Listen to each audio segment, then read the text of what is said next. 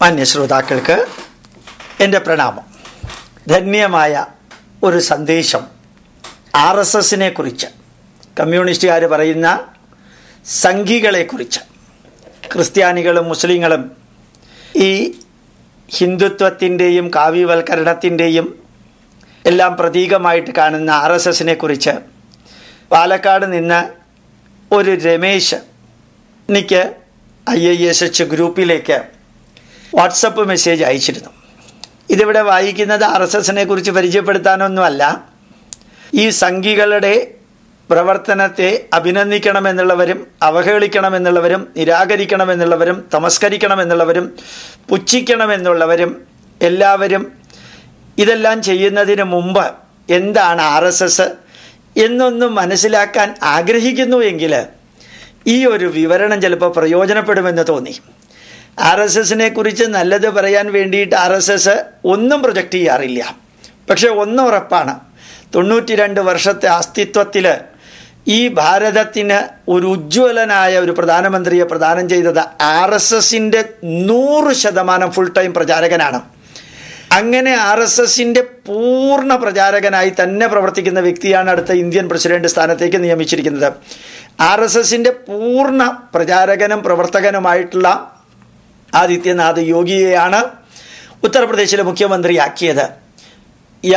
യവനികയ്ക്കും അല്ലെങ്കിൽ കർട്ടൻ്റെ പുറകിൽ നിന്നുകൊണ്ട് ഭാരതത്തെ നയിക്കേണ്ടത് എങ്ങനെയാണെന്ന് പഠിപ്പിച്ച ലോകത്തിലെ ഒരേ ഒരു സംഘടന, ഒരിക്കലും സ്പ്ലിറ്റ് ആകാതെ, ഒരിക്കലും അധികാരത്തിന് വേണ്ടി പ്രവർത്തിക്കാതെ 65ഓളം പരിവാര സംഘടനകളുമായിട്ട് ലോകത്തിന് തന്നെ മാതൃകയായിക്കൊണ്ട് എന്ന് മാതൃകയാണെന്ന് പറയാതെ ബോധ്യപ്പെടുത്തിക്കൊണ്ട് മുമ്പോട്ട് പോകുന്ന RSS എന്ന സംഘീ സംഘടന, RSS എന്ന പിന്തിരിപ്പൻ സംഘടന, RSS എന്ന വർഗീയ സംഘടന, RSS എന്ന ഹിന്ദു ഹൈന്ദവവൽക്കരണത്തിന് നേതൃത്വം നൽകുന്ന എന്ന് വിമർശകർ പറയുന്ന ആ സംഘടനയെക്കുറിച്ച് എനിക്ക് എഴുതി കിട്ടിയ, വാട്സപ്പിലൂടെ കിട്ടിയ ആ സന്ദേശം ഒന്ന് വായിക്കുന്നത് നല്ലതാണെന്ന് തോന്നി.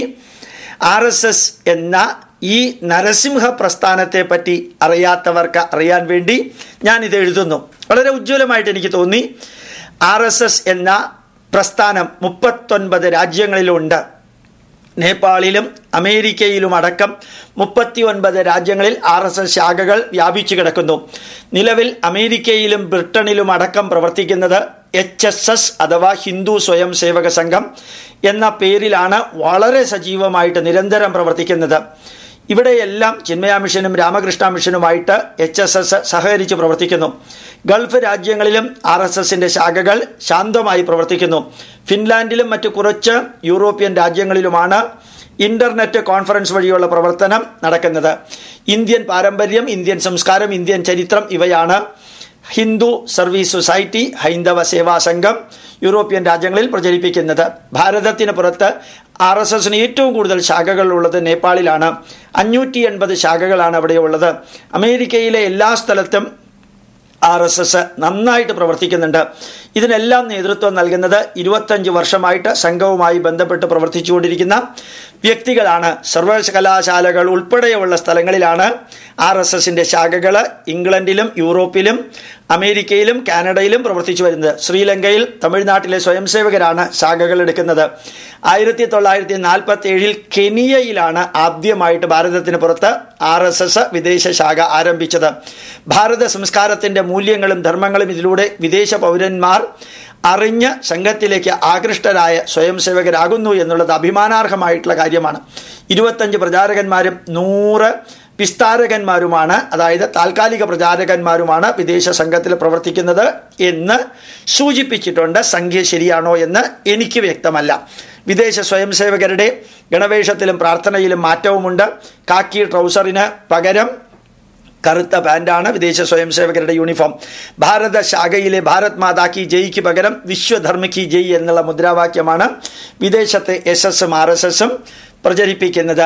RSSനെ ബ്രിട്ടൻ വിശേഷിപ്പിച്ചത് ലോകത്തിലെ മാർക്സിസ്റ്റ് അല്ലാത്ത ഏറ്റവും വലിയ വിപ്ലവ സംഘടന എന്നാണ്.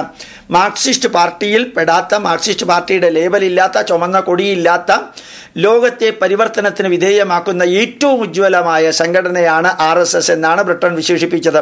18.5 കോടി സ്വയം സേവകർ, ഭാരതത്തിൽ മാത്രം ഉള്ള ലോകത്തിലെ ഏറ്റവും വലിയ സർക്കാർ ഇതര സൈനിക വിഭാഗത്തിന് തുല്യമായി സ്വയം അർപ്പിക്കാൻ കഴിവുള്ള വ്യക്തികളുടെ സംഘടനയാണ് RSS എന്നുകൂടി ഓർമ്മിപ്പിക്കുക. UN കഴിഞ്ഞാൽ ജീവകാരുണ്യ പ്രവർത്തനങ്ങളിൽ ലോക സംഘടനയുടെ അംഗീകാരം ലഭിച്ച ലോകത്തിലെ ഒരേ ഒരു പ്രസ്ഥാനവും RSS ആണ്. അച്ചടക്കവും ചങ്കൂറ്റവും രാഷ്ട്രസ്നേഹവും മാത്രം കൈമുതലായി ആരംഭിച്ച ഈ മഹോജ്വല പ്രസ്ഥാനം വിശ്വവിജയിയായി പ്രയാണം തുടരുന്നു. ഈ RSSന്റെ ഹൈന്ദവ ജനതയുടെ സനാതന ധർമ്മത്തിൻ്റെ വിശ്വ സന്ദേശങ്ങൾ പ്രചരിപ്പിക്കാൻ, ഏതു വിധത്തിലുള്ള ദുഃഖങ്ങളും ഇല്ലാതെയാക്കാൻ, ഏതു വിഭാഗത്തിൽപ്പെടുന്നവരെയും സഹായിക്കാനും അനുഗ്രഹിക്കാനും അഭിനന്ദിക്കാനും ആശ്ലേഷിക്കാനും വൈവിധ്യമാർന്ന സംഘടനാ പ്രയത്നത്തിലൂടെ അനവധി പരിവാര സംഘടനകളെയും സൃഷ്ടിച്ചുകൊണ്ട് RSS കഴിഞ്ഞ 92 വർഷമായിട്ട് 1925 വിജയദശമി ദിവസം സ്ഥാപിതമായിട്ടുള്ള സംഘടന ഒരു സർസംഘചാലകന്റെ കീഴിൽ പ്രവർത്തിക്കുമ്പോഴും ജനാധിപത്യത്തിൻ്റെ പരമകാഷ്ഠയായ തുറന്ന അഭിപ്രായ പ്രകടനവും അഭിപ്രായം സ്വീകരിക്കാനും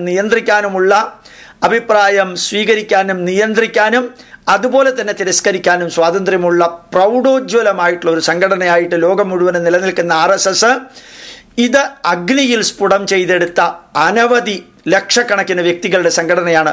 ചങ്കൂറ്റവും കത്തിക്കാളുന്ന പൗരുഷവും ഗജവീരന്റെ തലയെടുപ്പും സിംഹരാജന്റെ ഗർജനവും ഒത്തുചേർന്ന ഈ പ്രസ്ഥാനത്തിലെ ഒരംഗമായതിൽ ഞങ്ങൾ കുറേയധികം പേര് അഭിമാനം കൊള്ളുന്നു. ലോകത്തിൻ്റെ ഏത് കോണിൽ പോയാലും അഭിമാനത്തോടെ തല ഉയർത്തി ഞങ്ങൾക്ക് പറയാൻ സാധിക്കും, ഞങ്ങൾ ഒരു സ്വയം സേവകരാണ്, അല്ലെങ്കിൽ ഞങ്ങൾ സ്വയം സേവികമാരാണ്.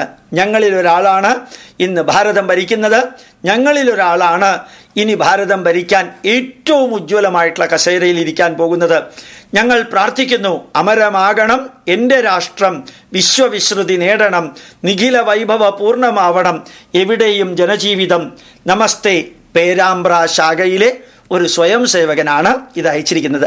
ധന്യമായ വാക്കുകൾ കാണാനും കേൾക്കാനും വായിക്കാനും സാധിച്ചപ്പോൾ ഇത് വാട്സപ്പിലൂടെ ഒന്ന് പ്രചരിപ്പിക്കണമെന്നും എഴുതിയത്, അതേപോലെ തന്നെ യൂട്യൂബിൽ അപ്ലോഡ് ചെയ്യണമെന്നും തോന്നി.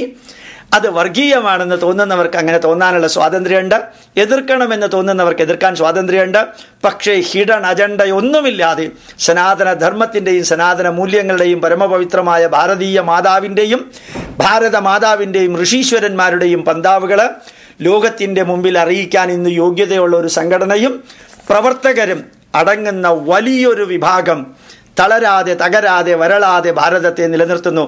ഇന്ന് ഈ സംഘടന ഇല്ലായിരുന്നു എങ്കിൽ ഭാരതം മറ്റേതൊരു ക്രിസ്ത്യൻ മുസ്ലിം രാഷ്ട്രം പോലെയുള്ള രാഷ്ട്രമാകുമായിരുന്നു.